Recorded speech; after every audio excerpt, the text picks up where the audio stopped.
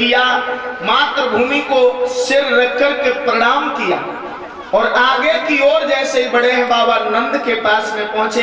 बाबा नंद ने अक्रूर को सीने से लगा दिया। भाई जब भाई से मिलता है तो महाराज दोनों भाई आपस में खुशी के आंसू भी छलक आते। अगर कई सालों के बाद मिलता है, बिछुड़ करके अगर मिलता है, ऐसा ही होगा। अक्रूर जी को सीने से लगा लिया, मैया यशोदा आ जाती हैं, अक्रूर का सम्मान किया।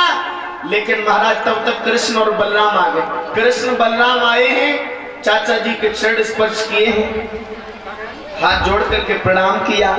चाचा जी आप जहां रहते हो वहां तुम्हारा और मामा जी का विचार कैसा मिल जाता है।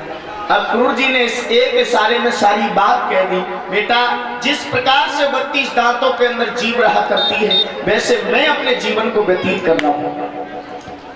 कन्हैया समझ गए, बोले लाला मैं तुम्हें लेने के लिए आया हूं। भगवान तो वैसे भी सब कुछ जानते थे। बोले चलूंगा लेकिन मेरी माँ नहीं जाने देगी, क्योंकि माँ का ममत्व होता है, माँ की ममता होती है। और एक और बात बताएं परीक्षित जी महाराज, हर बात ममत्व की तो होती है, हर बात ममता की तो होती है न। कौन किसके लिए रोता है?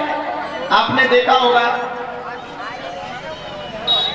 आपने देखा होगा कि हम सुबह सुबह चाय रखी होती है, नमकीन रखी होती है, हमारे हाथ में अखबार होता है, हम उससे पढ़ रहे होते हैं। उसमें जब हम देखते हैं, जरा ध्यान दे करके सुने, देख रहे होते हैं कि महाराज एक बस पलट गई, 10 लोग मारे गए।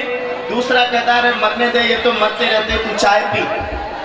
दोबारा हम दूसरी हेडिंग पढ़ते हैं, भैया एक मोटरसाइकिल पलट गई, एक्सीडेंट हो गया, 3 बच्चे मारे गए। छोड़ तू नमकीन खा भाई, न जाने दे, मरते रहते हैं। उसके नीचे एक और हेडिंग को जब अगर हम पढ़ते हैं तो उसमें लिखा होता है किसी का छप्पर पलट गया और वो फलाना गांव है जिस गांव में हमारी रिश्तेदारी है, और जब नाम आता है हमारे रिश्तेदारों का तो न महाराज हमारे हाथ में चाय होती है, न नमकीन होती है, केवल गाड़ियां होती हैं और हम एकदम से भाग पड़ते हैं।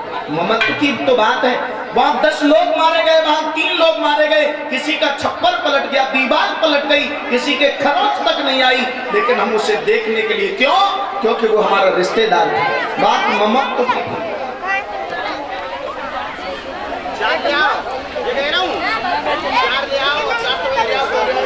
और ये छोटा लाला यश कुमार यादव जी